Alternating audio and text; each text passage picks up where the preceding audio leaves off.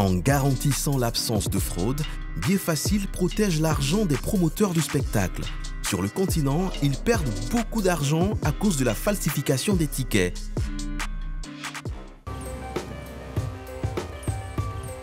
Le lendemain, M. Konaté a donné rendez-vous à un nouveau client chez son imprimeur. Ça va? Ouais, ça va. Les autres designs. Ça va? Ouais, c'est bon.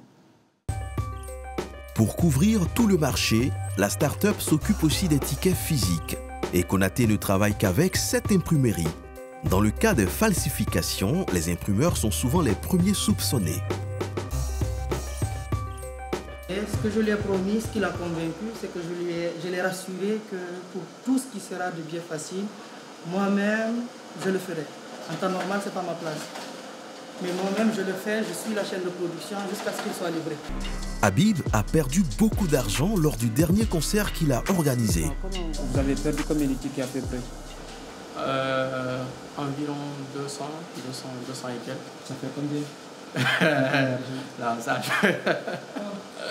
juste quelques millions. Comment les arnaqueurs arrivent à vous avoir? Bon, généralement, ils attendent qu'on imprime d'abord, qu'on sorte les premiers modèles, par exemple ça, les pré-ventes. Ils achètent un ticket, 2 tickets, ils vont ils ont une équipe qui est là déjà, un informaticien, un infographe du moins. Ils refont le même montage, quoi. Vous comprenez, non? Et après ça, ils impriment, mais ce qu'ils oublient, la qualité. Donc dès que quelqu'un touche, quelqu'un qui connaît bien les tickets, dès qu'il les touche, il sent déjà que c'est de la mauvaise qualité.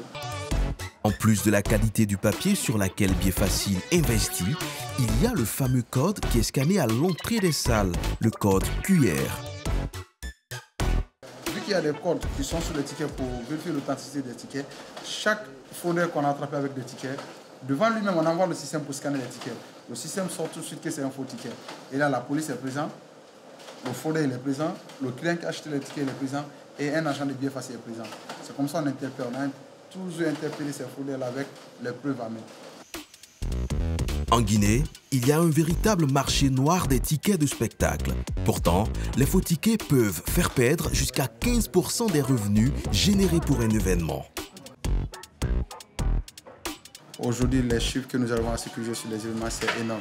C'est des chiffres souvent qui sont entre 30 000 $ jusqu'à 150 000 $.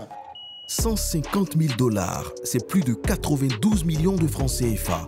Les promoteurs de spectacles guinéens n'ont pas pu résister à de telles économies. En 3 ans, Biefacile a vendu plus de 646 000 tickets de plus de 300 événements. Mais l'objectif de Konaté, c'est de couvrir tous les événements du pays. Il a encore des promoteurs à convaincre. Retour au stade de Conakry. Le patron de Biefacile a donné rendez-vous à ses nouveaux clients ici. Quand je veux acheter le ticket de cet événement, on met le nombre de places terminées. On a fini de vendre toutes les places. Et comment eux, ils vont faire pour accéder? Comment vous allez scanner à partir du mobile? À partir du téléphone. À partir du téléphone, il y a des applications de contrôle. S'il arrive à les convaincre, il pourrait faire passer ses ventes de 646 000 à 900 000 tickets en seulement quelques mois. Le calendrier culturel de l'année 2023 est riche de plusieurs spectacles.